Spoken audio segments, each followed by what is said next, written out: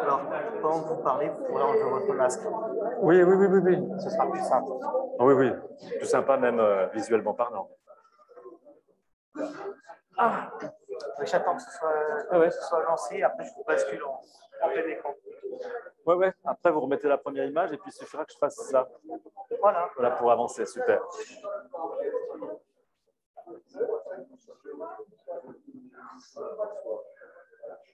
Salut François.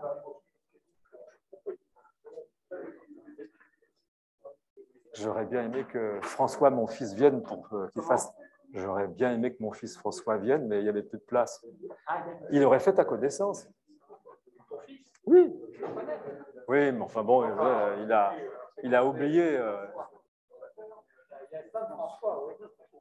Ah oui. Il y a plein d'Emmanuel, il y a plein de François.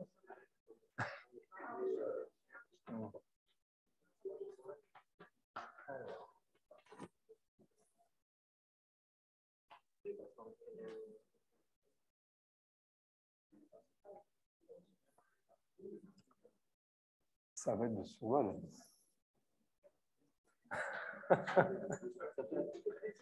Oui, oui.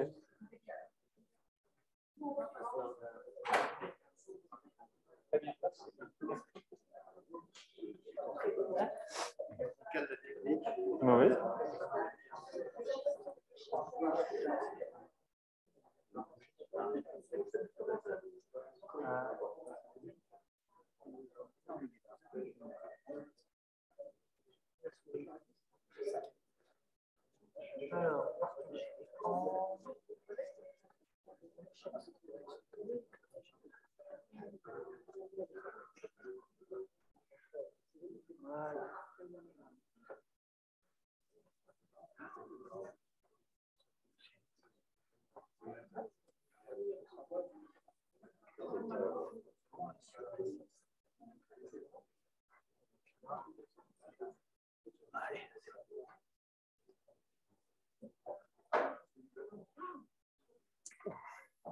Bien. Mesdames et messieurs, bonsoir. Merci de votre présence pour cette dernière soirée culturelle de l'année 2021 au Musée de l'Ordre de la Libération. Nous sommes particulièrement heureux de recevoir aujourd'hui François Dacier de la Vigerie, Geoffroy Dacier de la Vigerie. Vous voyez, la fin d'année est un peu fatiguée.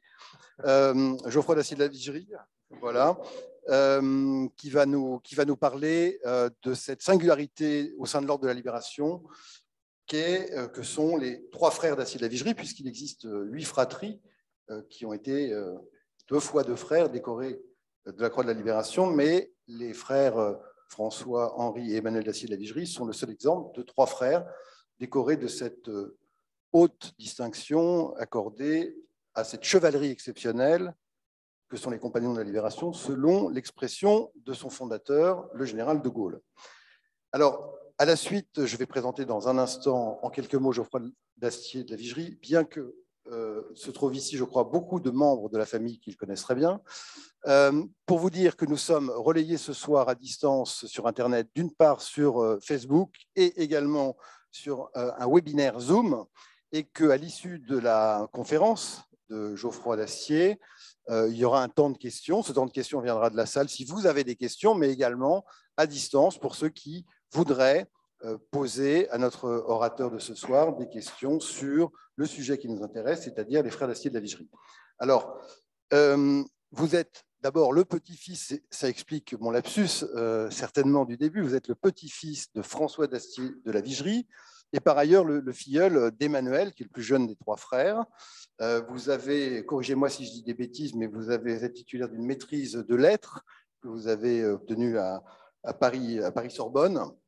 Vous avez travaillé comme écrivain, vous êtes historien aussi, puisque vous avez écrit plusieurs ouvrages, et vous travaillez dans une association culturelle, je crois, jusqu'à aujourd'hui. Vous avez été enseignant également, je crois, entre-temps. Voilà, oui, c'est vrai. Vous m'avez dit. Vous avez donc publié plusieurs articles et des ouvrages. Le premier ouvrage d'entre eux était justement consacré aux 3 frères Dacier de la Vigerie. Vous avez aussi fait une biographie de votre parrain, Emmanuel Dacier. Et plus récemment, et là c'est beaucoup plus récent parce que c'est l'an dernier, un ouvrage sur l'amiral Darlan, La fin d'une énigme, qui est paru aux éditions Jourdan. Voilà.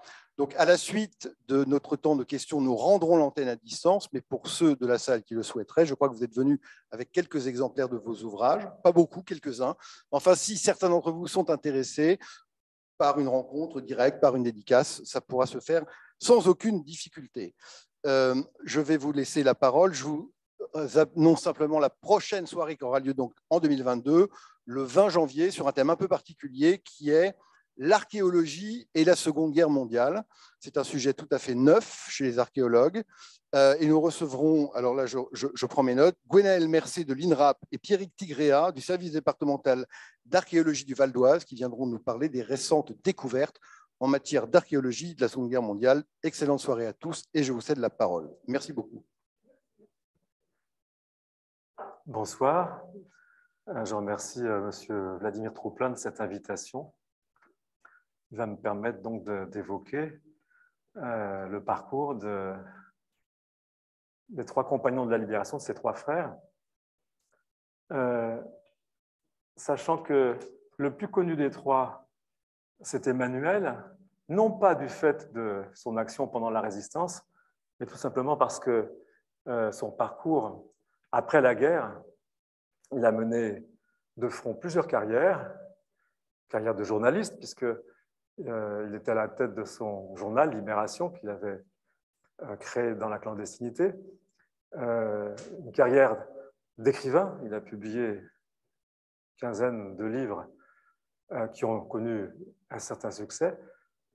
Une carrière d'homme politique, puisqu'il a eu plusieurs mandats en fait, de député. Et puis surtout, il est devenu célèbre grâce à une émission de télévision qu'il avait produit lui-même dans les années 60, qui s'appelle Le quart d'heure d'Emmanuel Dastier, à l'époque où il y avait seulement 2 chaînes de télévision, d'abord une, puis 2. Et cette tribune, ce quart d'heure d'Emmanuel, passait en fait en début de soirée et parfois rassemblait 8 à 10 millions de téléspectateurs. Il avait une parole très libre. Et c'est pour ça qu'il est le plus connu des trois. Ce qui m'intéresse ce soir, ça va être de les départager, parce que souvent on les confond tous les trois. Leur père, c'était le baron Raoul Dacier de la Vigerie. C'était un officier militaire de carrière. Il était sorti de Polytechnique. Et leur mère, Jeanne, s'appelait en fait de naissance Jeanne de Montalivet. C'était la petite fille de Camille de Montalivet, qui avait été ministre de l'Intérieur sous Louis-Philippe. Camille, qui lui-même était le fils de Jean-Pierre de Montalivet, comte de Montalivet, qui avait été non seulement ami de Napoléon depuis sa jeunesse, mais également son ministre de l'Intérieur. Alors je trouvais ça assez amusant parce que Emmanuel Dastier est devenu en fait le premier ministre de l'Intérieur du général de Gaulle. Et il se trouve que Henri également était secrétaire de l'Intérieur dans le gouvernement de Darlan en novembre et décembre 1942. Donc c'est assez amusant ces ministres de l'Intérieur dans la famille. Alors, ça se voit peut-être pas comme ça, mais physiquement, ils se ressemblaient beaucoup.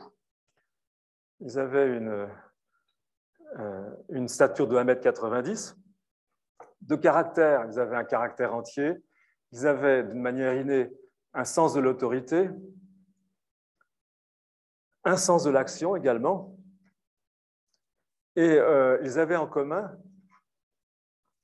le fait d'avoir beaucoup de charisme et un pouvoir de séduction que de nombreux contemporains ont souligné. En revanche, il faut que vous sachiez qu'ils ne s'entendaient absolument pas. Ils avaient des convictions politiques à l'opposé.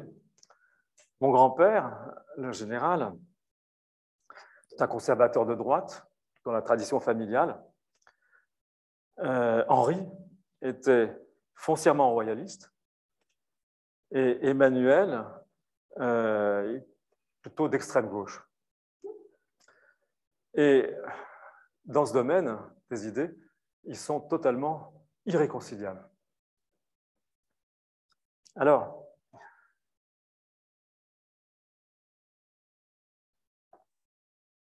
ça c'est mon grand-père, une photo qui a été prise entre les deux guerres. Il avait participé assez brillamment à la Première Guerre mondiale dans l'aviation de chasse, où il avait fini par créer et commander une escadrille, l'escadrille des Serpents. Il a, au cours de ce parcours, abattu 5 avions. Il a obtenu 7 citations, la Croix de guerre, bien sûr. Et il a poursuivi cette carrière de militaire entre les deux guerres. Il a gravi les échelons.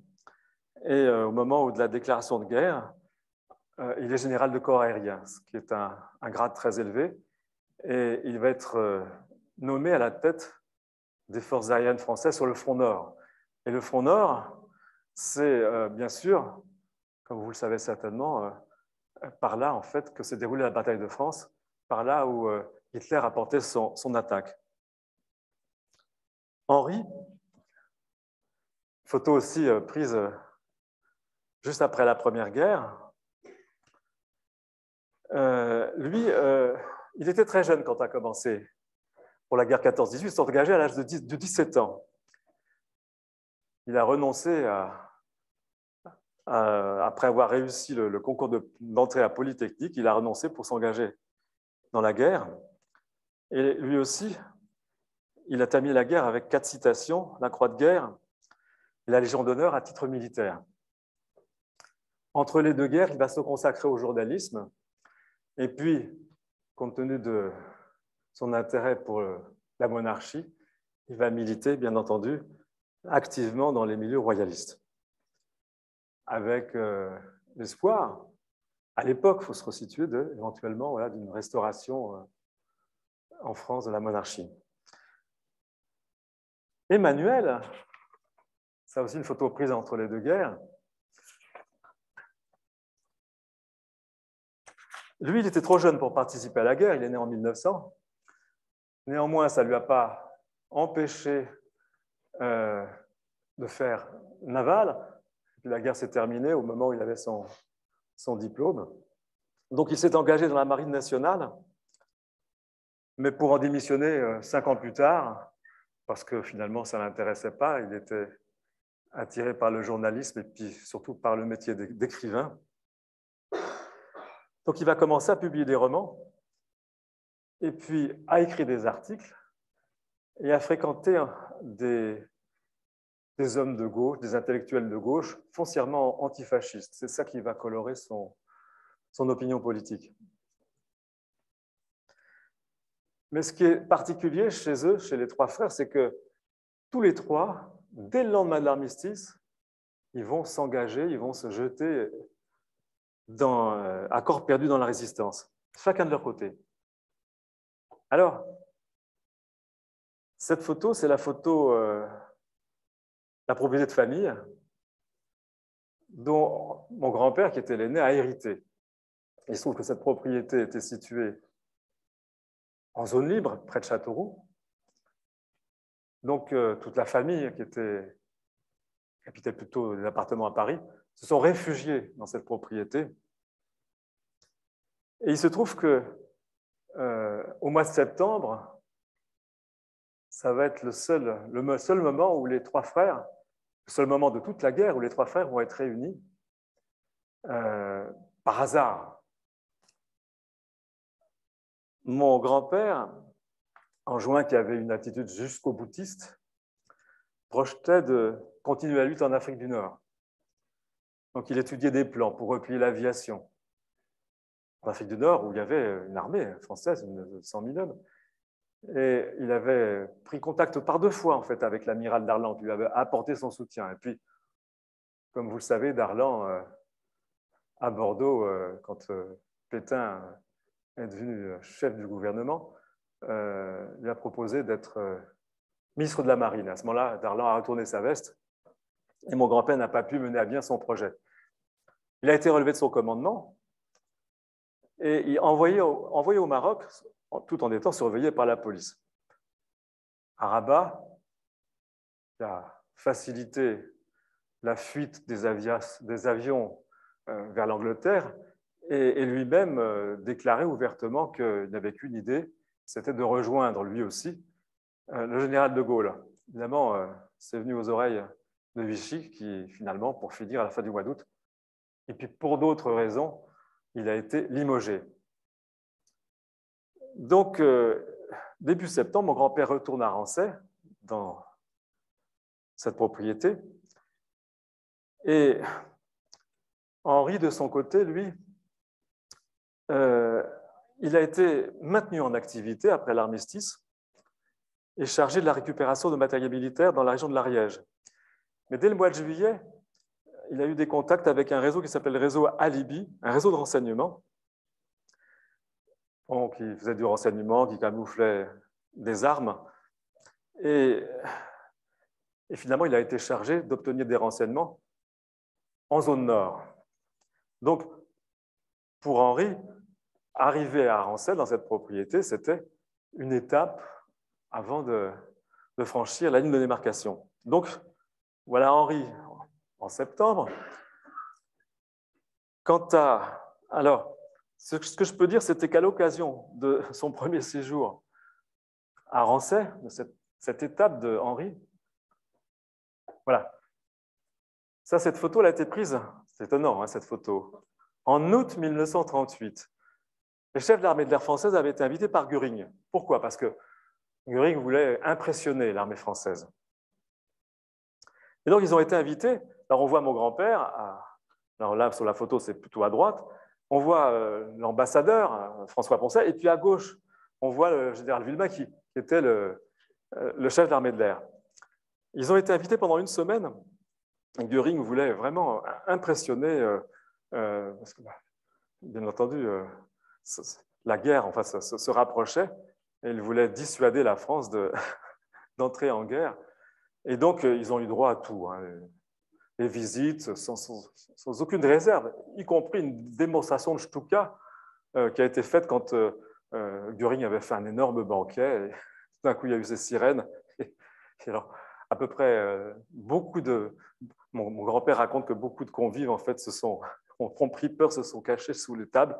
Et mon grand-père, et Göring s'est tourné vers mon grand-père pour lui dire, vous voyez, ça, ce sont les Stuka.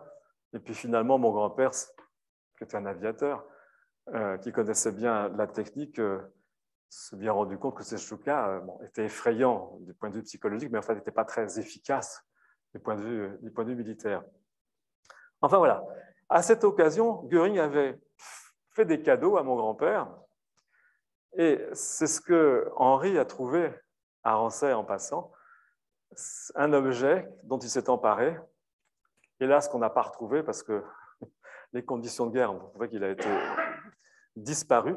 C'est un porte-cigarette en argent massif que Göring avait offert à mon grand-père, où il y avait une dédicace gravée à mon camarade d'acier, c'était signé Göring. Et Henri, qui connaissait parfaitement l'allemand et qui voulait obtenir des renseignements, s'est fait passer pour mon grand-père. Il rentrait dans des messes ME2S, et où il y avait des officiers allemands, et puis il sortait se laisser passer ce sésame. Et du coup, ah oui, général d'Astier, camarade de Göring, et il a obtenu comme ça, ça a marché, il a obtenu des renseignements, jusqu'au jour où le réseau qu'il avait créé, en fait, s'est trouvé découvert.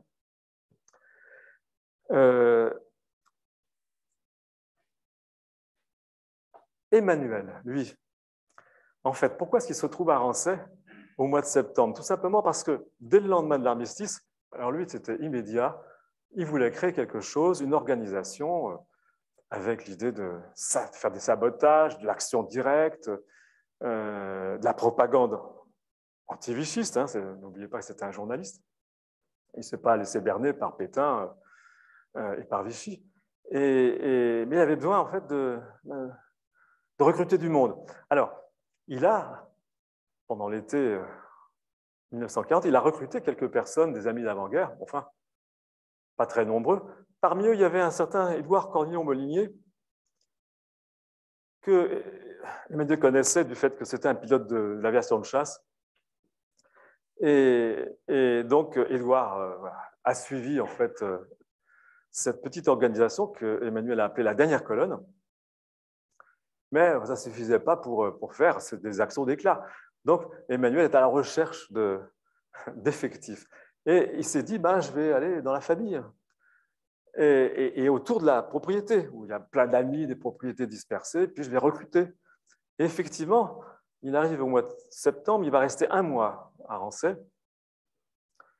Et il va recruter, au sein de la famille, il va recruter une sœur de mon père, Bertrande, qui tout de suite va le suivre. Mon père, dans un deuxième temps, qui avait 20 ans. Et puis une autre sœur de mon père, Adélaïde, qui était mariée avec Jean de Mulnem, qui était marié déjà à cette époque avec Jean de Mulnem, et qui habitait à Rancé. Et 1 an plus tard, il faut savoir que ce couple, Jean de Mulnem et ma tante Adélaïde, se sont installés à Lyon. Et Jean de Mulnem, un grand résistant, c'est lui qui était chargé, il était chef du service des liaisons pour les mouvements unis de la résistance. Et leur appartement, en fait, servait de planque à Emmanuel. Une fois, d'ailleurs, ça a failli tourner au vinaigre. Heureusement qu'Emmanuel a été prévenu à temps parce que Jean avait été arrêté. Et Emmanuel se tourne dans le voisinage. Bon, évidemment, mais au bout d'1 mois, il repart. Et il a eu l'idée de s'arrêter à Clermont-Ferrand. Et là, c'est la rencontre... Lucia Aubrac a beaucoup témoigné sur cette rencontre. Dans une brasserie de la Plage Jaude, Emmanuel a fait la connaissance de Lucia Aubrac, qui ne s'appelait pas Lucie Aubrac, qui s'appelait Lucie Samuel, qui était venue à Clermont pour chercher un poste d'enseignante à Lyon, où elle se trouvait avec Raymond. Et il y avait aussi, dans cette brasserie, il y avait aussi un certain Jean Cavaillès. Jean Cavaillès, c'était un professeur de philosophie qui avait été un collègue de Lucie et qui a été fait aussi compagnon de la Libération.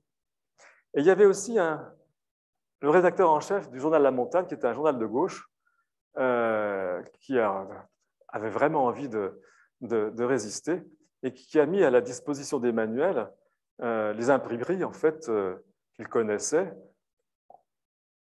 autour de Clermont-Ferrand, pour imprimer des tracts, déjà, au mois de novembre, et puis avec l'idée que un jour, ce serait peut-être un journal. Ça a été le journal Libération.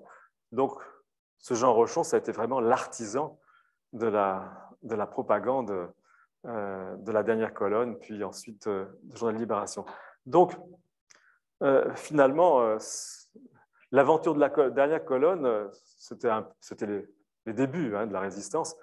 Au début, ça consistait par des petits tracts qu'on déposait sur les tables des cafés. C'était surtout des menaces de mort pour les collaborateurs, notamment les journalistes, qui étaient les bêtes noires d'Emmanuel, Gringoire, ce journal d'extrême droite fasciste. Et donc, un jour, il y a eu un coup dur. Le coup dur, il est parti de Nîmes. C'était à la fin du mois de février, et mon père avait organisé à Nîmes un affichage.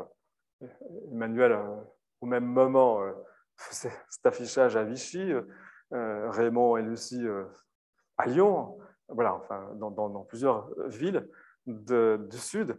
Et mon père, il avait recruté 2 camarades de son école d'observateurs, des camarades de 20 ans, et qui eux-mêmes avaient recruté leur frère de 17 ans du lycée de Nîmes. Enfin, vous voyez un peu l'âge, quoi. Et le collage des tracts s'est effectué la nuit. Et un gendarme a remarqué un des gamins de 17 ans qui était au courant de l'identité de mon père et de celle de Bertrande, qui avait apporté les tracts et la colle. Et donc, ça tournait mal. Mon père a été arrêté, Bertrande a été arrêtée, elle a été arrêtée à Rancé, justement, par 6 gendarmes qui l'attendaient sur le perron de la propriété. Le château a été perquisitionné. Et évidemment, comme Rancé servait d'antenne à la dernière colonne, ils ont découvert des tas de papiers. Ils ont compris que c'était Emmanuel Dacier qui était le responsable de cette organisation tout de suite taxée de gaulliste. Et donc, un mandat d'arrêt a été lancé contre lui. Et c'est comme ça qu'il est rentré donc dans dans la clandestinité, sous le nom de Bernard. C'est comme ça qu'il était connu dans la Résistance, et c'est comme ça qu'il était connu par Klaus Barbie, qui n'a jamais su qui se cachait derrière le nom de Bernard. Alors, pourquoi est-ce que j'ai mis ce petit texte à côté de la complainte du partisan? Cette complainte du partisan, ce sont les paroles d'une chanson qu'Emmanuel a écrite en mai 43, en même temps qu'il avait demandé à Kessel d'écrire des paroles sur une musique d'Anna Marley. C'est le chant des partisans, dont il a ramené les paroles en France, qu'il a publié dans la clandestinité. Mais de son côté, il avait, lui, écrit des paroles sur une autre musique d'Anna Marley. Et si je l'ai mis là, c'est parce que ça caractérise très bien, en fait, l'état d'esprit d'Emmanuel. Les Allemands étaient chez moi, on m'a dit « résigne-toi », mais je n'ai pas pu et j'ai repris mon arme. Et il ne s'est pas résigné.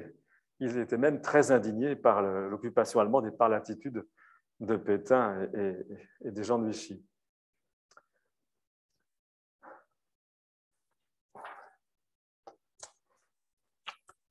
Alors, ils vont chacun de leur côté, évidemment, ils ne se sont pas entendus pour un projet commun à Rancé, donc ils vont chacun partir de leur côté selon leur ligne. Ils vont continuer leur parcours. Et ce qui est assez étonnant, c'est qu'en novembre 1942, au moment où a lieu le débarquement allié en Afrique du Nord, le débarquement en Afrique du Nord qui a été en très grande partie l'œuvre d'Henri d'Astier, c'est le motif pour lequel il a été fait compagnon de la libération, pour avoir fédéré la résistance en Afrique du Nord dès 1941, et puis ensuite pour avoir préparé minutieusement ce débarquement en liaison avec les Américains et avoir neutralisé en fait les forces de Vichy, tout au moins en tout cas à Alger, avec José Aboulker, bien entendu, il n'était pas seul, mais voilà, qui a été fait compagnon de la libération en même temps que Henri, pour les mêmes raisons. Mais ce qui est étonnant, c'est que dans ce mois de novembre 1942, qui marque le tournant de la guerre sur le front occidental, et qui marque l'envahissement de la zone libre par l'armée allemande, on les retrouve tous les trois à un niveau très élevé de la résistance. Donc, François, mon grand-père, est sur le point d'être nommé, ça c'est pas très connu, commandant en chef adjoint des forces françaises libres. C'est une fonction, en fait, il va être le seul des collaborateurs du général de Gaulle de toute la guerre à occuper ce poste d'adjoint. Henri, lui, il a été nommé dans le gouvernement de Darlan, pas pour suivre Darlan, bien entendu, mais pour préparer son coup d'État monarchiste. Il a été nommé secrétaire d'État, secrétaire à l'intérieur, en fait. Donc, à ce titre, c'est lui qui dirigeait toute la police en Afrique du Nord et tout le renseignement. Et puis, Emmanuel, il est à la tête d'un des deux plus importants mouvements de la résistance avec le mouvement combat d'Henri Freinet. C'est quand même assez intéressant à signaler. Alors, comme je vous le disais tout à l'heure, si leurs idées politiques étaient totalement irréconciliables et très indépendants les uns des autres, en revanche, c'est là-dessus que je vais orienter ma conférence, en revanche, tous les trois, ils ont suivi le général de Gaulle.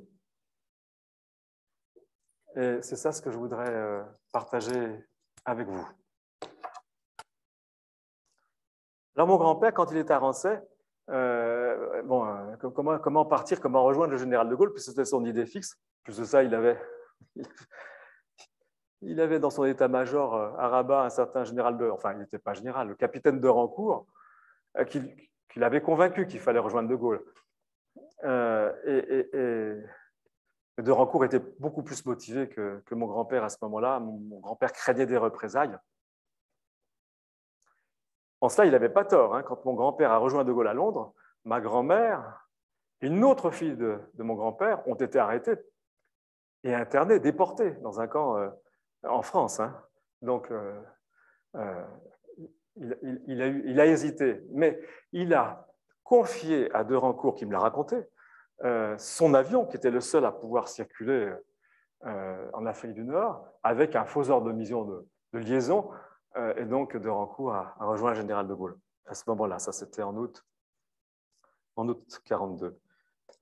Donc, voilà, l'idée de mon grand-père, c'était de rejoindre De Gaulle. Mais patatras, cette arrestation de son fils qui a 20 ans, dont il est responsable civilement, puisqu'en fait la majorité, c'était 21 ans, et de sa fille, Bertrande, qui avait 24 ans, voilà, l'empêche de partir.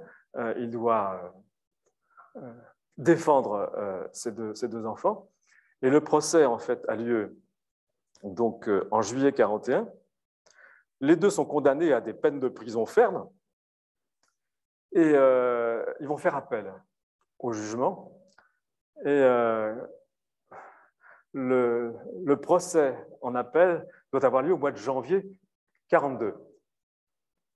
Et il se trouve qu'à force de demander mise en liberté, ils ont obtenu cette liberté provisoire avant de se présenter au mois de janvier.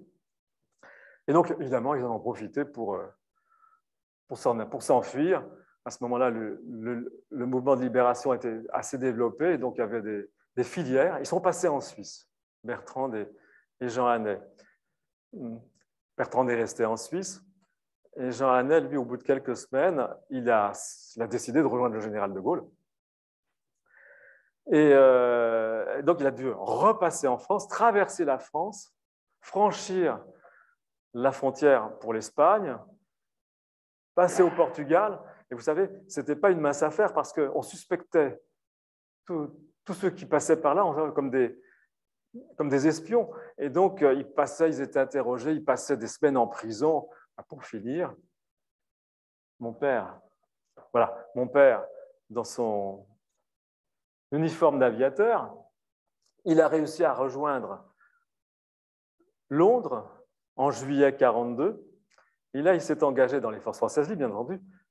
Et il a été affecté dans le fameux groupe Lorraine, qui précisément était commandé par De Rancourt. C'est assez amusant pour l'histoire. Et si j'ai mis cette dédicace du général de Gaulle là, à Jean Hannay d'Acier de la Vigerie, que je tiens pour mon bon compagnon comme le fut son père, c'est pour montrer à quel point le général de Gaulle a respecté le parcours de mon père.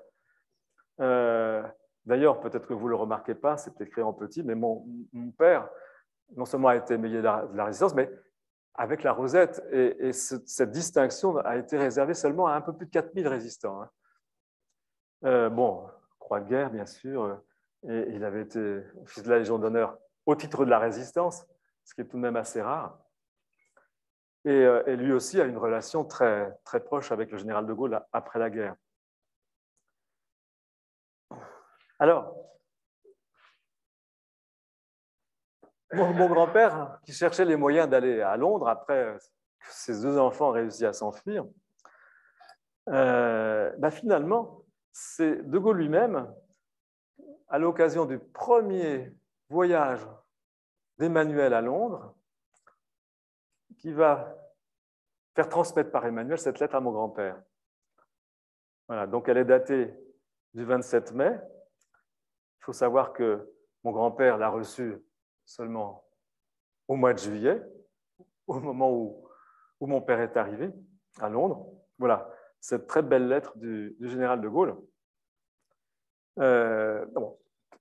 Sortir de France, surtout pour quelqu'un comme mon grand-père, en fait, il avait cette fonction, ce n'était pas évident. Il a fait plusieurs tentatives, dont une tentative qui a eu lieu sur la côte méditerranéenne et qui devait aussi emporter Jean Moulin par sous-marin. Le sous-marin s'est trompé de baie, ils avaient de l'eau jusque-là, ils étaient une dizaine, dont mon grand-père, et finalement, cette exfiltration a échoué. Et du reste, il faut savoir que Jean Moulin, qui était réclamé par De Gaulle au moment où Freinet Et Emmanuel n'a pas pu aller à Londres. Mais mon grand-père a réussi, néanmoins, 1 mois et demi plus tard, à quitter la France en empruntant un Lysander, ces petits avions qui ont été destinés à faire du ramassage sur des terrains clandestins. Ça a commencé en 1942. Et ça, c'est aussi encore un clin d'œil de la... Mon grand-père emprunte le Lysander. Et qui est-ce qui sort de l'avion? C'est l'avion qui ramène Emmanuel et Henri Freinet. Donc, c'est assez étonnant comme coïncidence. Et donc, mon grand-père arrive à Londres. Il est accueilli par le général de Gaulle très enthousiaste. Et bon, là, on le voit pour d'un déjeuner. Bon, on le reconnaît avec son uniforme d'aviateur. Et comme je vous le disais tout à l'heure, eh ben, il devient officiellement commandant en chef adjoint des forces françaises libres, le 1er décembre. Et quand de Gaulle va quitter Londres à la fin du mois de mai pour rejoindre Alger, il va laisser mon grand-père pour commander les troupes anglaises stationnées à Londres. Et il va également préparer auprès de l'état-major des Alliés, des Américains et des Anglais, le futur débarquement qui a été préparé longtemps à l'avance.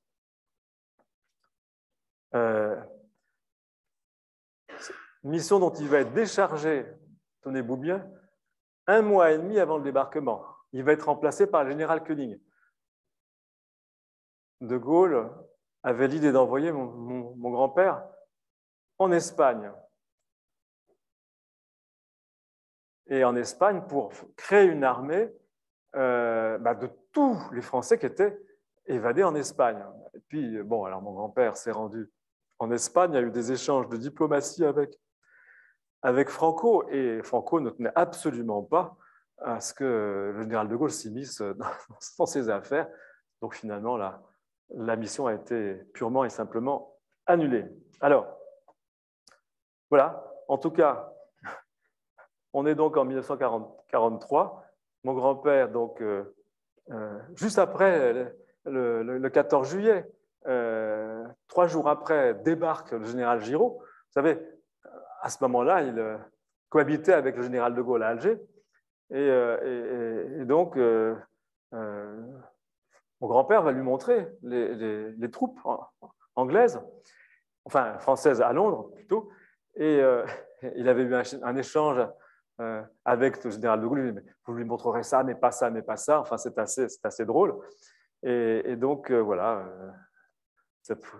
il y a plusieurs photos qui ont été prises à ce moment. Et un ordre de mission du général de Gaulle qui est daté donc, du 3 décembre 1943, qui illustre en fait ce que je vous disais sur la mission, le rôle que de Gaulle avait confié à mon grand-père à Londres,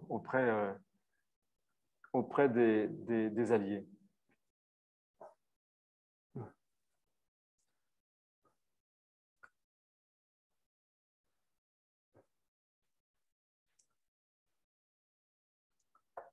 Voilà. Alors, cette photo et cette citation, c'est assez amusant. Bon, il faut dire que je suis toujours dans le partage de la relation en fait, de la famille avec le général de Gaulle. Et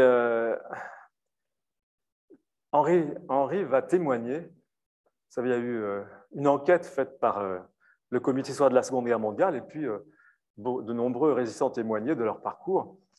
Et son témoignage, qui a eu lieu en 1947, Henri a dit que pendant les préparatifs, qui ont duré longtemps, ce n'était pas une mince affaire de ce débarquement, ils avaient même fait venir 2 mois avant à peine 2 mois avant le débarquement, le général Clark sur la côte algérienne pour mettre au point les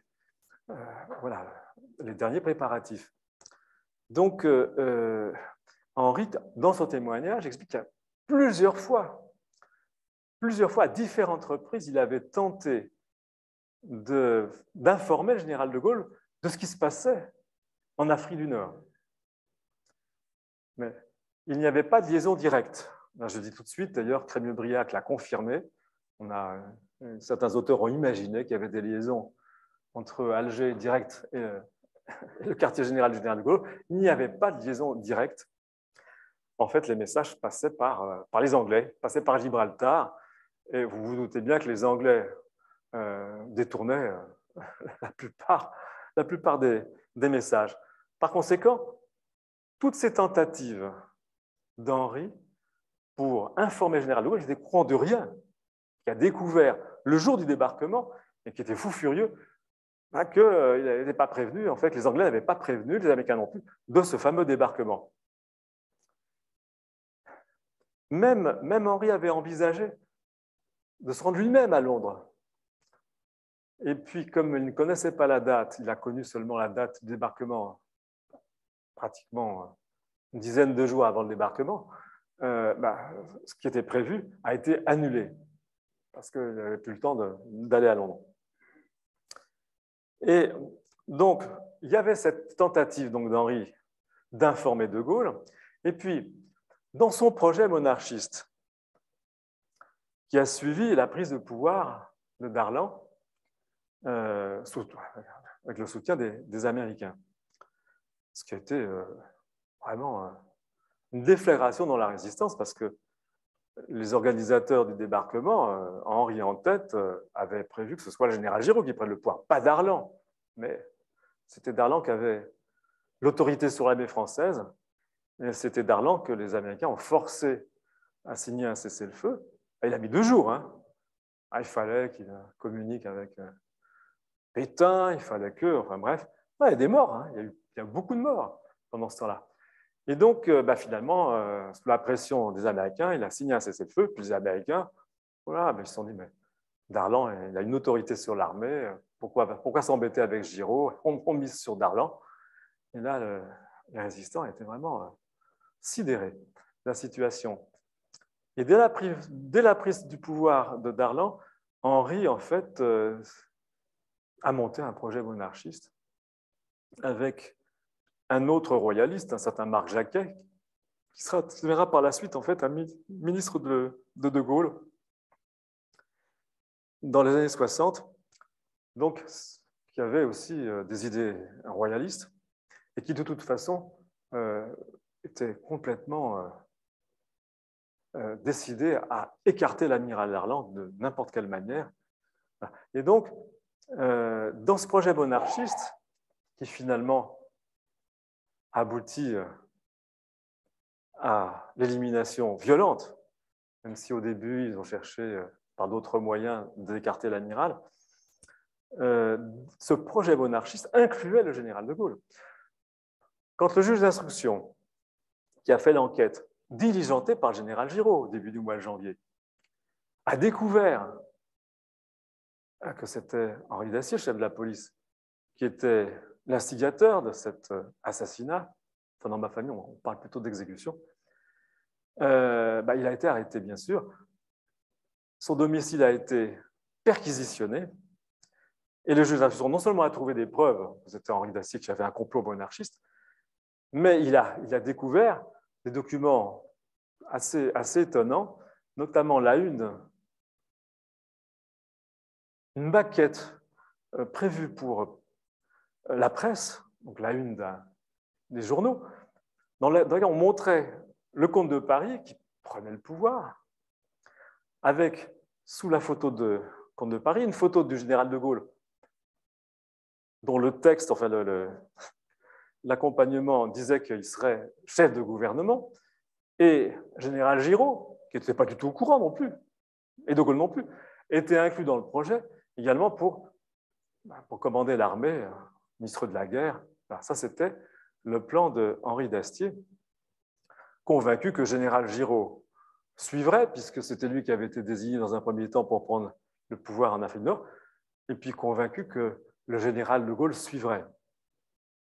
Voilà. Donc, Henri d'Astier est arrêté. Il faut savoir qu'il a fait 10 mois de prison dont la moitié dans le secret absolu total. Tout ça à cause du général Giraud.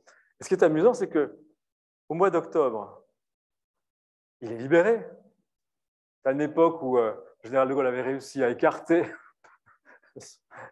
Giraud et le cantonner dans sa fonction de commandant des armées. Et donc, le général de Gaulle, qui fait compagnon de la libération, le 30 octobre, Henri d'Astier, pour son rôle pour le débarquement et dans la résistance napoléonienne. Et puis, quelques jours plus tard, général Giraud, qui décore Henri d'Astier de la Croix de guerre avec cette citation stupéfiante, c'est lui qui a mis en fait Henri d'Astier en prison. Donc c'est assez étonnant, pour les mêmes motifs, dans le fond, qui avaient amené le général de Gaulle à décorer de la Croix de la Libération Henri d'Astier. Voilà. Donc c'est amusant de le signaler.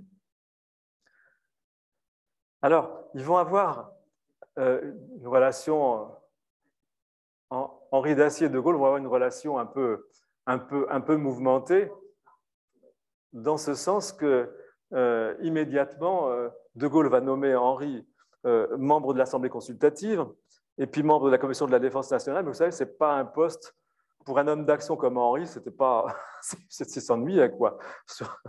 Et donc, c'est un homme d'action. Et il a eu l'idée, à ce moment-là, de créer une unité de commando qui va s'appeler les Commandos de France et dans lesquels, en fait, les évadés venus de France pourraient s'engager. Et c'est ce qui s'est passé. Il fallait, bien entendu, entraîner cette unité, puis attendre qu'ils reçoivent un ordre de mission, ce qui a beaucoup tardé. Je ne vais pas trop rentrer dans les détails, mais Henri d'Astier s'impatientait et pour finir, sans crier gare, il est parti sans ordre de mission avec un détachement de ses commandos, on appelait le détachement spécial. Et là, ça a un petit peu clivé avec le général de Gaulle qui était furieux que Henri s'en aille. Et donc, il s'arrête en Corse, il s'est embarqué dans une goélette, cinquantaine d'hommes. Il arrive en Corse et il reçoit un télégramme du général de Gaulle lui demandant de stopper immédiatement et d'attendre, voilà, qu'est-ce qui se passe, d'attendre. Et finalement, de Gaulle s'est un peu calmé. Il a laissé Henri, avec son détachement spécial, débarquer à Saint-Tropez avant l'armée, le débarquement qui a lieu. Et il y a d'ailleurs une plaque commémorative à Saint-Tropez. Et de Gaulle a une remise de décoration d'Henri d'Astier quelques mois plus tard, c'était en septembre, va lui dire cette phrase assez marrante. « Alors, d'Astier, vous vous êtes encore débrouillé pour partir d'Alger en contrebande ?»« Non, pas tout à fait, mon général. Pas d'histoire d'Astier. Enfin, je vous félicite quand même. » Voilà les rapports moins faciles entre Henri et général de Gaulle, mais quand même des rapports affectueux. Alors, voilà, après avoir commandé ce détachement spécial, pour finir, Henri a pris la tête de l'ensemble de l'unité qui a fini par débarquer également. Donc, les commandos de France avec lesquels il va continuer la guerre jusqu'à la fin de la guerre. La campagne en France, la campagne en Allemagne, là on le voit, c'est important de le souligner. Quant à Emmanuel, son rapport avec de Gaulle, il a été très précoce. Déjà, on a trouvé dans cette fameuse perquisition à Rancet des agendas qui ont été saisis par la police, dans lesquels Emmanuel, juste avant l'armistice, avait écouté le discours de Pétain, connaissait la posture de Gaulle et disait que de Gaulle avait raison. Ça, c'est Laurent Douzou, l'historien qui a fait l'historique du mouvement Libération qui a retrouvé cet agenda dans les archives nationales.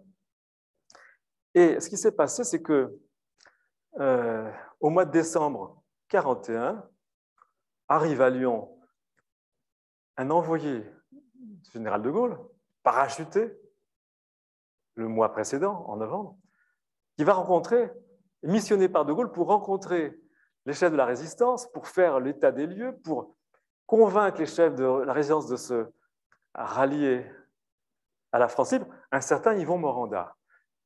Il rencontre à Lyon Emmanuel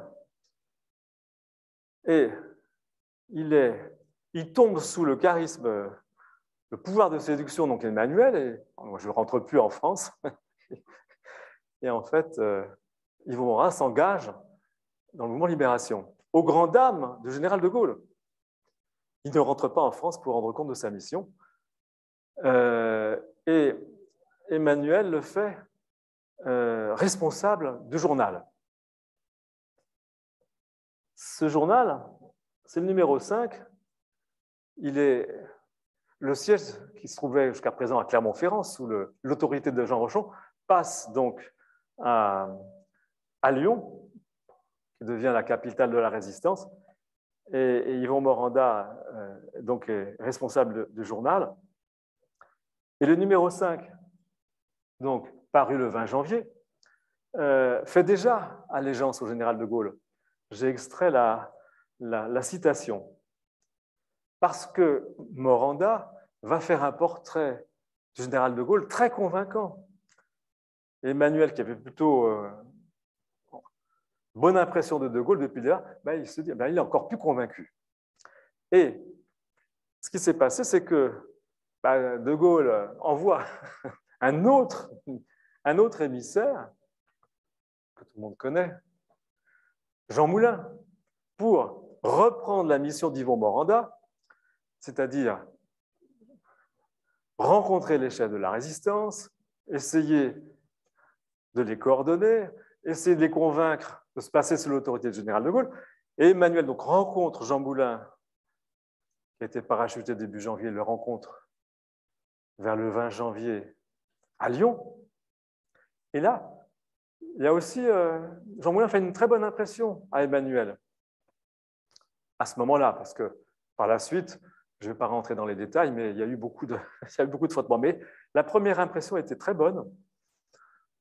Jean Moulin, il n'est pas venu immédiatement pour imposer quelque chose. Notamment le Conseil national de la résistance, on n'en est pas encore là. Hein. Là, c'est vraiment uniquement des contacts avec les chefs de la résistance. Et à ce moment-là, c'est carrément ce numéro, Libération, il est daté du 18 mai, mais en réalité, il a été préparé, vous vous en doutez bien, un mois et demi avant.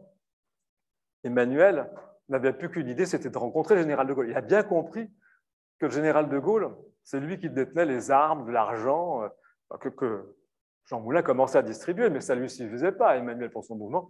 Donc il s'est dit, je vais rencontrer le général de Gaulle. Et alors, dans ce numéro, là, il met très, très en évidence, c'est la première fois qu'une photo du général de Gaulle paraît dans la clandestinité.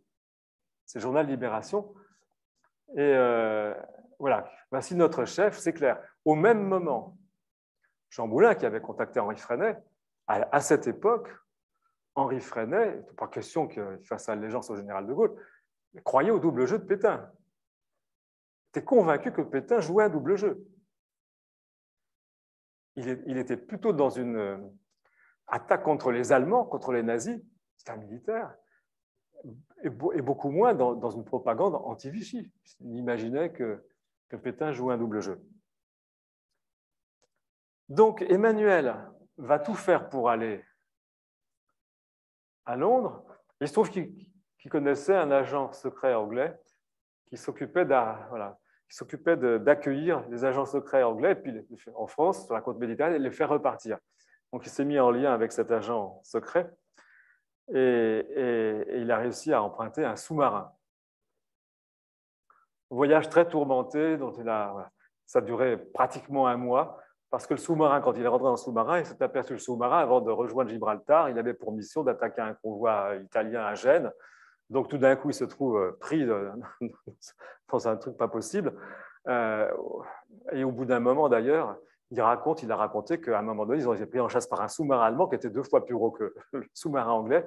Donc c'était un peu mouvementé. Alors, au bout de 2 semaines et demie comme ça, il arrive à Gibraltar. Là aussi, après un certain temps d'attente, enfin, il arrive. Il arrive à Londres. Comme vous le savez, ceux qui arrivaient à Londres, ils ne pouvaient pas sortir comme ça. Ils étaient questionnés pendant 5 jours à Patriotic School parce qu'on se méfiait. Pour finir, il sort. Et il va rencontrer donc le général de Gaulle le 16 mai.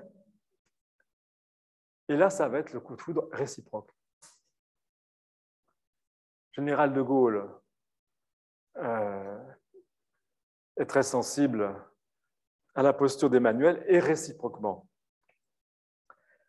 Et d'ailleurs, à l'occasion de ce séjour à Londres, général de Gaulle est tellement conquis par Emmanuel qu'il va le charger d'une mission d'aller rencontrer Roosevelt à Washington, parce que vous savez, les rapports entre la France libre et les Américains, ce n'était pas terrible. Et il a demandé à Emmanuel de parler de la résistance à Roosevelt et d'essayer de faire reconnaître un peu plus la France libre. Donc Emmanuel s'est rendu dans une forteresse volante à Washington et quand il est revenu une semaine plus tard à Londres, effectivement, on s'est rendu compte qu'il y a eu un réchauffement entre les Américains et De Gaulle. Donc il avait rempli sa mission. Donc il est rentré en France avec de l'argent pour son mouvement, avec des instructions pour Jean Moulin, puisque c'est le début des rencontres Jean Moulin, Emmanuel, Freidet et puis Jean-Pierre Lévy, le chef de francs-tireurs, pour la constitution des mouvements unis de la résistance. Sachez en passant que ces réunions, la plupart du temps, ont eu lieu chez Louis-Martin Chauffier, qui était le rédacteur en chef de Libération et qui habitait dans une maison dans la banlieue proche de Lyon, à Collonges-au-Mont-d'Or.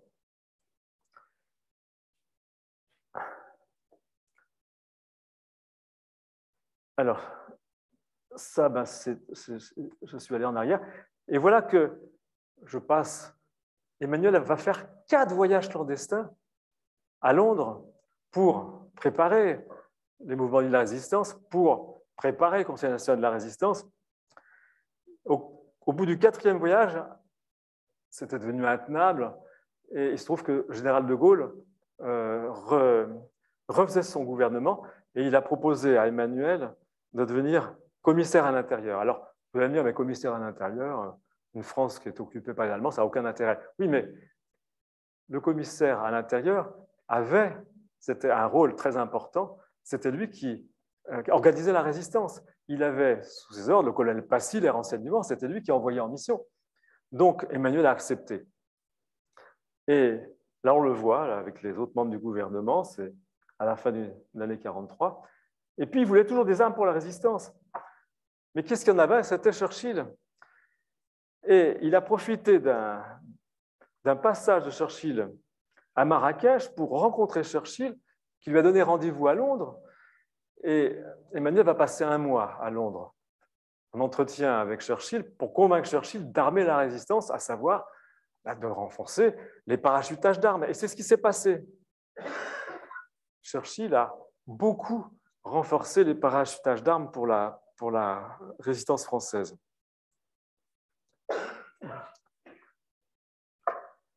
Voilà, donc, toujours dans la relation avec De Gaulle, bon, Henri d'Astier, premier à mourir, en 1952, des 3 compagnons, un âge précoce, bien sûr. Et voilà la lettre que le général de Gaulle a adressée à Louise d'Astier de la Vigerie, la femme d'Henri. Donc, c'est un beau témoignage.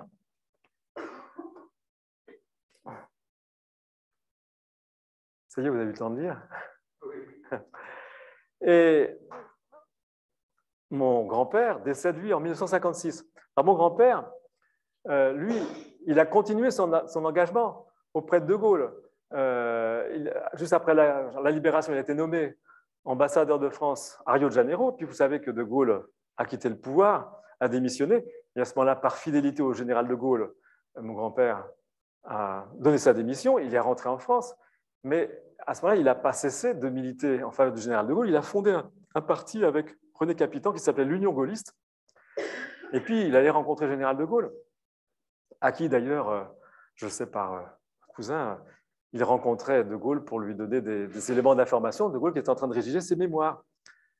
Et il se trouve que la propriété de ma grand-mère, en fait, située à Ciré-sur-Blaise, était à côté de Colombey, les deux églises, ce qui rendait possible les rencontres entre de Gaulle et mon grand-père.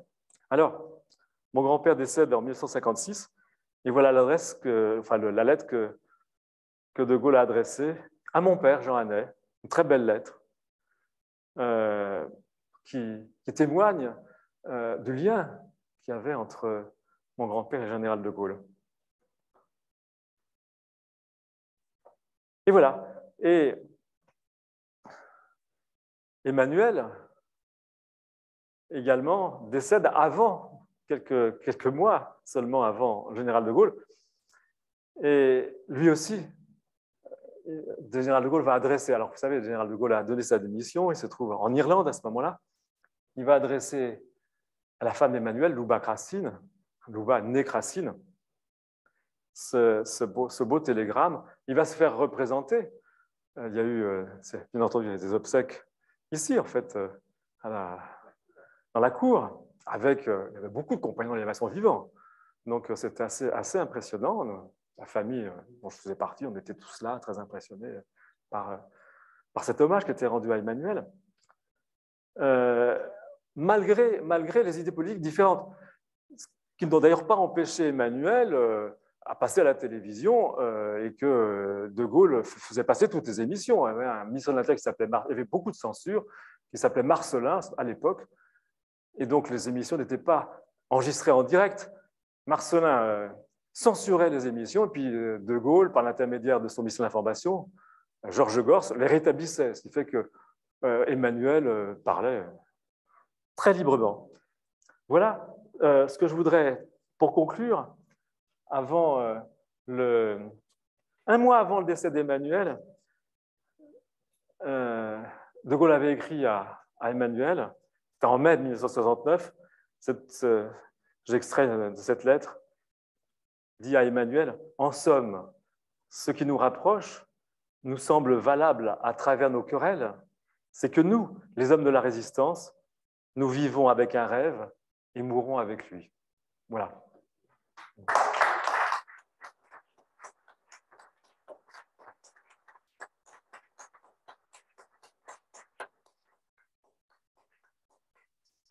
Eh bien, merci. Merci infiniment pour cet exposé qui a tenu dans le temps imparti. Et c'est un exploit quand on a un sujet qui est aussi vaste que les frères d'Acier de la Vigerie. On va passer au temps des questions. Moi, j'ai une question à vous poser qui m'est venue assez simplement. Oui. Entre leur rencontre au château familial en septembre 1940 et puis finalement le moment où ils se retrouvent un peu mêlés ensemble aux affaires de résistance en Afrique du Nord, c'est-à-dire novembre 1942, ont-ils les uns et les autres une idée de ce que fait les autres ou ce que fait l'autre dans la résistance, enfin, du fait qu'il y a une volonté d'agir, une action, etc. Voilà. Oui, Emmanuel a été informé du débarquement, je le sais par différents témoignages, dont les témoignages de Louis Jox, qui était un ami d'Emmanuel, qui était engagé dans le mouvement Libération et qui est parti, en fait, il dirigeait l'agence Havas. Il est parti en Afrique du Nord peu de temps avant le débarquement. Emmanuel lui a confié la mission de rencontrer son frère Henri en lui disant « il se passe des choses ». Donc Emmanuel était parfaitement au courant du débarquement. François, lui, ne l'était pas. Mais pendant le mois de novembre et le mois de décembre, au moment où Merlan a le pouvoir, des messages ont réussi à parvenir au général de Gaulle, qui a été tenu au courant. il y a eu des télégrammes qui ont montré que De Gaulle savait non pas tout à fait ce qui se passait, mais que Henri d'Acier préparait quelque chose. Alger, la ville de mille complots, et il voulait en savoir plus, De Gaulle, et donc il a envoyé mon grand-père en mission à la fin du mois de décembre. Mais mon grand-père savait qu'Henri, par ses messages, complotait, ne connaissait pas tous les détails, bien sûr, ne savait pas de quoi il s'agissait, mais connaissant son engagement monarchiste, il disait bien que ça devait tourner autour de ça. Il arrive donc le 19 décembre, aux grandes dames de l'amiral Darlan. Il dit, qu'est-ce que fait un envoyé du général de Gaulle? Il ne faut pas qu'il reste. Et mon grand-père va évidemment rencontrer le général Giraud, ne voulait pas rencontrer Darlan, il ne lui reconnaissait aucun pouvoir, mais tout de suite, immédiatement, il rencontre Henri qui va l'emmener chez lui, parce qu'il se trouve que le comte de Paris logeait chez Henri à ce moment-là, et qu'il y a eu cette fameuse rencontre dont même le comte de Paris parle dans ses mémoires. Pendant 2 heures, ils ont discuté dans la chambre où se trouvait, qui était la chambre d'Henri d'Acier, le comte de Paris, et à la suite de laquelle, cette rencontre, à la suite de laquelle, il y a eu plein de témoignages, mais en tout cas, il y a eu le témoignage de Louise d'Acier de la Vigerie, qui était présente quand le comte de Paris, à la suite de cette rencontre secrète, a pris la parole pour dire à Henri d'Acier qu'il fallait éliminer Darlan de n'importe quelle manière le plus vite possible. Et c'est à partir de là qu'Henri d'Acier, jusqu'à présent, c'était une élimination légale, mais manifestement, Darlan s'accrochait au pouvoir. Et c'était prévu. Le comte de Paris n'était pas informé de cette possibilité, mais mon grand-père haïssait Darlan. Je ne sais pas si vous l'avez compris, mais il avait été trahi, mon grand-père, en mai 40, par l'attitude de mon grand-père, quand il est arrivé à Londres, ce n'est pas compliqué. La première chose qu'il a dit à De Gaulle, Darlan est un traître qu'il faut liquider. C'est sa formule. Elle se trouve dans la correspondance de Gaulle, qui écrit au général Koenig. Le général d'Acier vient d'arriver et m'a dit, Darlan est un traître qu'il faut liquider. Alors, les auteurs qui ont voulu rendre responsable De Gaulle, en disant que mon grand-père avait été envoyé par De Gaulle, ils ont détourné en disant, mais voyez, dans la correspondance, vous voyez ce que dit De Gaulle, il dit que Darlan est un traître qu'il faut liquider. Pas du tout, De Gaulle n'a jamais dit ça. Et quand mon grand-père arrive et rencontre le comte de Paris, alors dans ses mémoires, le comte de Paris, il dit, le général d'Acier, alors ça, il y a 3 pages de cette rencontre, il me dit à un moment donné qu'il faut écarter Darlan d'un pouvoir illégitime. On sait bien que mon grand-père, qui n'arrêtait pas de dire qu'il fallait exécuter un traître et qui a fait des déclarations fracassantes à Londres, ne s'est pas exprimé comme ça. Et c'est à ce moment-là, le comte de Paris a été convaincu que la seule façon pour lui de prendre le pouvoir, c'était de l'éliminer physiquement. Et donc, il donne l'ordre à Henri d'Acier, en présence de l'abbé Cordier, qui était le bras droit d'Henri d'Acier, en présence de Louise, qui en a témoigné par la suite, notamment dans l'émission d'Alain Decaux, qui est parue en 1980. Voilà. Donc, voilà un petit peu les rapports qu'ils ont eus. Et en janvier, quand quand Emmanuel va passer un mois auprès de Churchill pour discuter de l'armement de la résistance, il va bien entendu rencontrer mon grand-père. À chaque fois que Emmanuel venait à Londres, il se rencontrait avec mon grand-père. Là, il y avait plutôt une entente cordiale. Mais quand et l'entente aussi dans le sens qu'ils ont tous les deux fait pression pour libérer Henri, leur frère, qui était emprisonné. Mais ça, Giraud ne voulait pas en entendre parler. Et De Gaulle, qui trouvait que la manière d'avoir éliminé Darlan n'était pas très... C'était un petit peu florentine, disons. On a reproché Henri. Ça, j'ai des notes de mon grand-père, de discussions entre mon grand-père et De Gaulle reprochant à Henri sa façon qu'il a eue d'éliminer Darlan, qui n'était pas du tout une façon gaullienne. Et puis d'abord, en plus, De Gaulle, ça ne l'a pas du tout arrangé. Alors les auteurs disent oui, mais enfin, ça lui a permis. Oui, enfin, ça lui a permis, quoi. C'était pas évident d'écarter Giraud. Il a mis plus de 10 mois avant d'écarter. Non, il n'a pas pris le pouvoir tout de suite. Ça ne l'arrangeait pas du tout que Darlan ait été éliminé. C'est plutôt une affaire de famille. Très bien. Là, c'est ce que je développe dans un bouquin qu'on trouve en librairie. Qui est Darlan. Qui est, oui. La fin de Lénine. Non, alors le bouquin s'appelle, oui, mais moi j'avais un titre que l'éditeur a changé là, dernière minute, je ne sais pas pourquoi, il ne m'en a même pas averti. La fin d'une énigme, l'exécution de Darlan, ou l'assassinat de Darlan, disons, selon pro-Darlan, on va dire l'assassinat. Si on n'est pas pro-Darlan, eh ben, on dit, en tout cas dans ma famille, et De Gaulle disait, on dit l'exécution de Darlan, parce que c'était un militaire, un traître. Et l'éditeur a supprimé l'exécution de Darlan. Il a dit la fin d'une énigme, Darlan, quoi. Mais Darlan, ce n'était pas une énigme, c'était un opportuniste.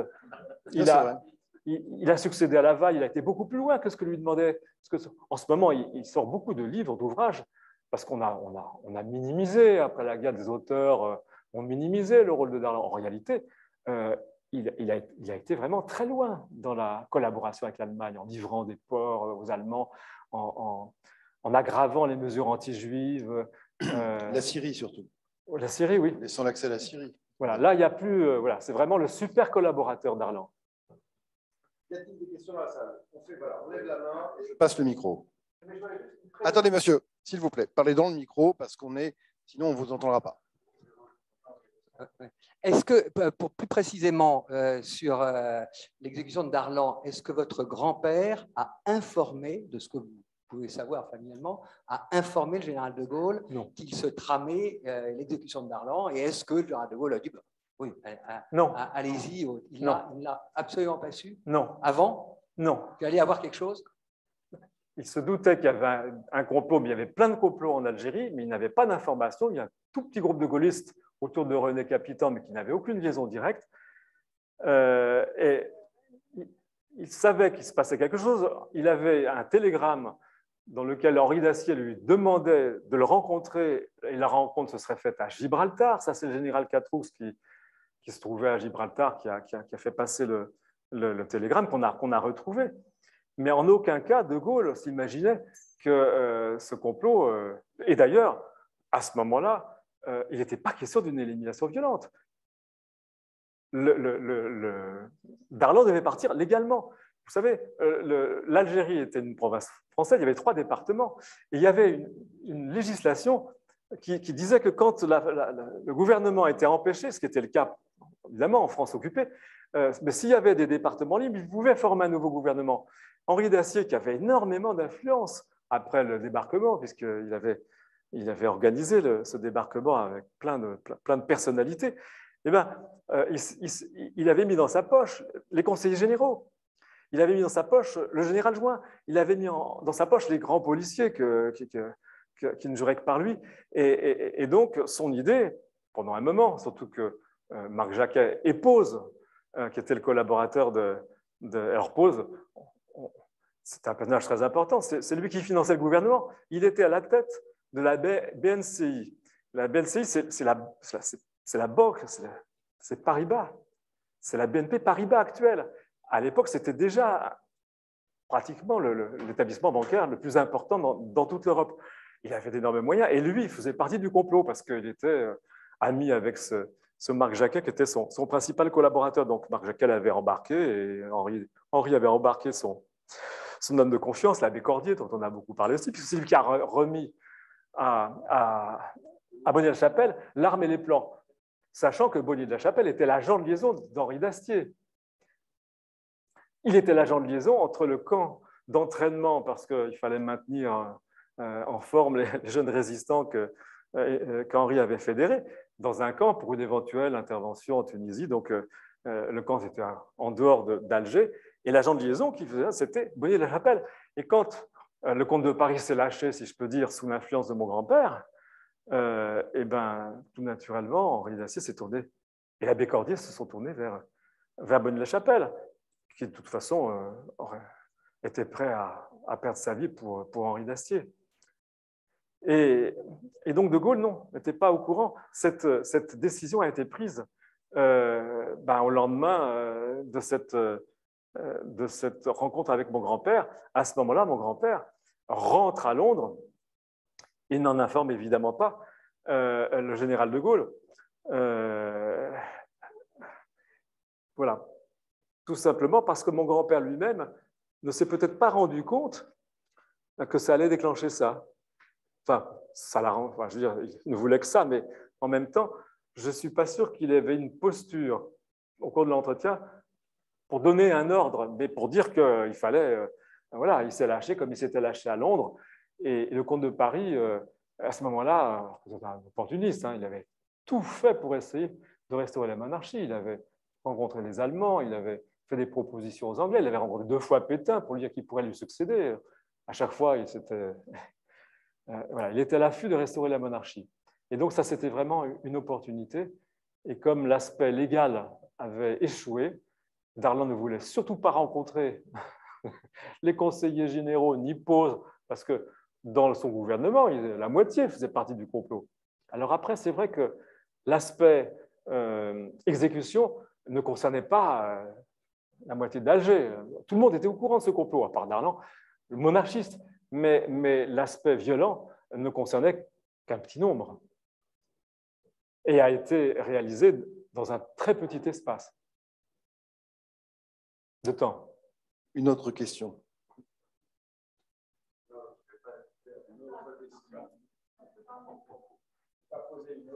Je vais vous proposer une autre lecture, sachant que je suis Jean-Pierre Joblot, ce qui ne dit rien à personne, et je suis un petit-fils d'Henri d'Astier de la Vigerie. Et j'ai rédigé une biographie d'Henri d'Astier. Et je propose une autre lecture des mêmes événements, et qui est que la question de l'implication de De Gaulle est une non-question. Il n'était bien évidemment pas question que ni De Gaulle ni Churchill, parce qu'en fait, il y a 2 bénéficiaires à l'exécution de Darlan. J'utilise le mot exécution aussi. Il y a 2 bénéficiaires, c'est Churchill et De Gaulle. Car si vous imaginez la suite de l'histoire, si Darlan n'est pas exécuté, c'est une histoire insupportable pour Churchill et pour Darlan. Et il est bien évident, De Gaulle, excusez-moi, et il est bien évident que ni François, ni le SOE, parce qu'on a oublié de parler du SOE, mais si De Gaulle a François à côté de lui et Henri, pour des raisons évidentes, Churchill a à côté de lui le SOE, qui est dirigé par un monsieur qui s'appelle Menzies, et dont la charge est, quand Churchill le crée, de mettre l'Europe à feu et à sang. Et Menzies, sur cette période-là, c'est pareil, quand on va fouiller dans les archives, comme l'a fait Geoffroy, on découvre que l'agenda de Menzies, sur la période des 15 jours qui précéderont, il disparaît de Londres, en pleine guerre, il disparaît de Londres et on le retrouvera en fait effectivement à Gibraltar, voire à Alger. Donc l'affaire, c'est pas de savoir si De Gaulle a dit à François exécuter. Non, François, il n'a pas besoin qu'on lui dise. Le SOE, il n'a pas besoin qu'on lui dise. C'est des grands garçons, tous les deux, Menzies et François. Et eux, ils savent, parce qu'ils savent aussi une autre chose que Geoffroy n'a pas évoquée, c'est que début janvier, Roosevelt, Churchill et qui vont se retrouver à Anfa, au Maroc, pour décider de la suite des événements. Or, à Anfa, qui y aura-t-il pour représenter l'armée française, les 150 000 hommes, qui sont une des seules armées un peu structurées qui existent là-bas? Les Américains, c'est une armée non structurée qui n'est pas prête encore à se battre. Elle apprend son métier. Elle s'est un peu battue en Tunisie, mais le gros, c'est l'armée française qui va aller se battre en Italie. Et qui dirigera cette armée? C'est Darlan qui est sur place ou c'est quelqu'un d'autre? C'est pas supportable pour Churchill, c'est pas supportable pour De Gaulle que celui qui va être le bras droit d'Eisenhower pour diriger la France, ce soit Darlan.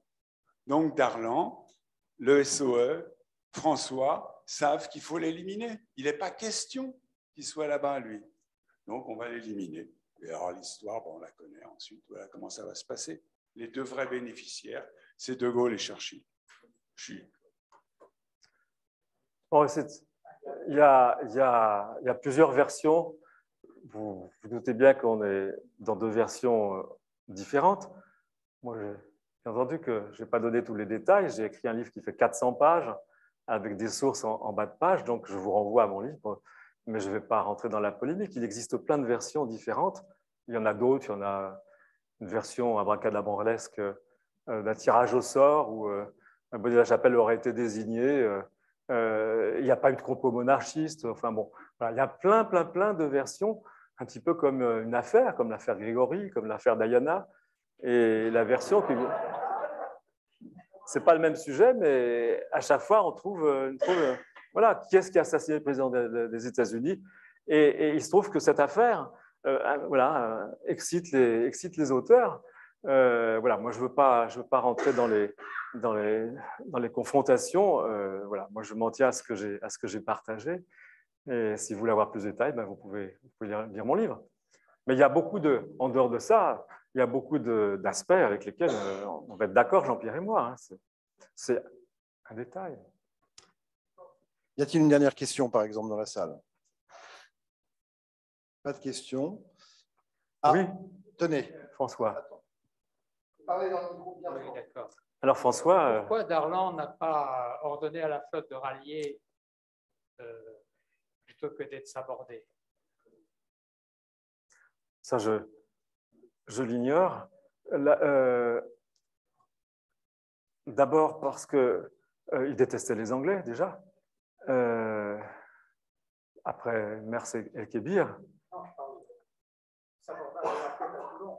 Oui, en novembre 42. Le reste de la flotte, tu veux dire? Il aurait pu empêcher ce sabordage. Je ne sais pas s'il ne s'agit pas d'une initiative de la Borge. Je ne sais pas quelle instruction il avait, le responsable de la flotte, en fait. Il avait une influence. Il avait une influence.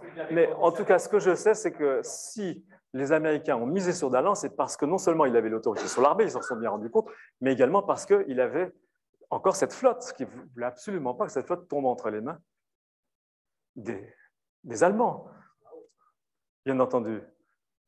Mais l'amiral Darlan, je ne sais pas pourquoi il s'est obstiné, têtu, je ne sais pas. Je ne connais pas assez bien le personnage. Il faudrait poser la question à un spécialiste.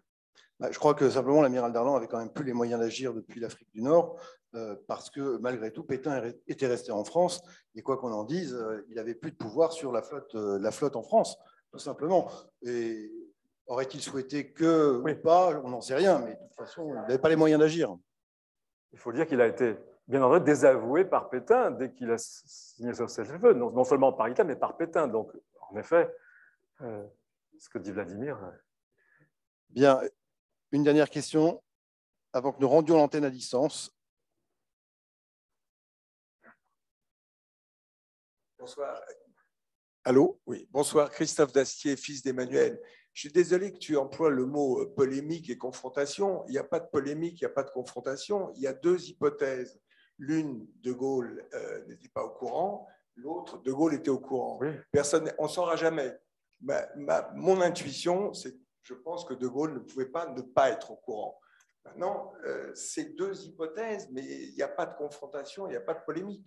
De toute façon, on ne saura jamais la vérité. Il n'y a pas de polémique parce que... Les détails que donne Jean-Pierre sont aussi bien documentés que les tiens. Je veux dire, on ne saura jamais. Oui. Écoute, il n'y a pas de polémique entre nous, mais je peux t'assurer, pour m'être intéressé à cette affaire depuis des années, hein, parce que j'ai écrit des articles, notamment dans Historia, mais c'était en 1990. Ça fait 30 ans que je m'intéresse à l'affaire, je suis à l'affût d'informations. Je peux t'assurer que c'est un sujet qui fait polémique, mais bien entendu pas avec toi, pas avec Jean-Pierre. Il n'y a pas de confrontation. On a des rapports affectueux, voilà. Mais je peux t'assurer que ce sujet fait polémique. Ça, si je peux me permettre, c'est ce qu'on appelle une polémique historiographique. Donc, en fait, entre historiens, il y a effectivement… Auteurs. Oui, auteurs, historiens, oui. Il y a beaucoup d'auteurs qui s'en sont mêlés. Oui, bien sûr. C'est ce que j'explique d'ailleurs dans mon ouvrage. Et parfois avec certaines arrière-pensées, de toute façon, parce que… Avec des arrière-pensées. Bon, clairement. Bien. Alors, je vous propose, je suis désolé, mais là, on va devoir rendre l'antenne parce qu'on est à distance et que ça fait presque 1h30 qu'on parle, donc c'était passionnant. Je voudrais d'abord remercier et qu'on applaudisse Geoffroy Dacier.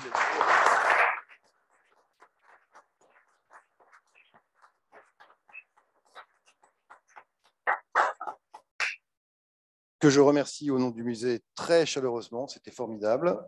On va rendre l'antenne, mais pour ceux qui sont là, si vous le souhaitez, Geoffroy a quelques ouvrages qu'il peut sortir de son cartable. Oh, très peu, hein, parce que je suis venu en train. Mais il y a pas beaucoup d'ouvrages en magasin, si j'ose dire. Voilà. Merci à tous. On se retrouve le 20 janvier pour la prochaine soirée culturelle consacrée à l'archéologie et la Seconde Guerre mondiale. Merci beaucoup. Bonne soirée. Merci à vous.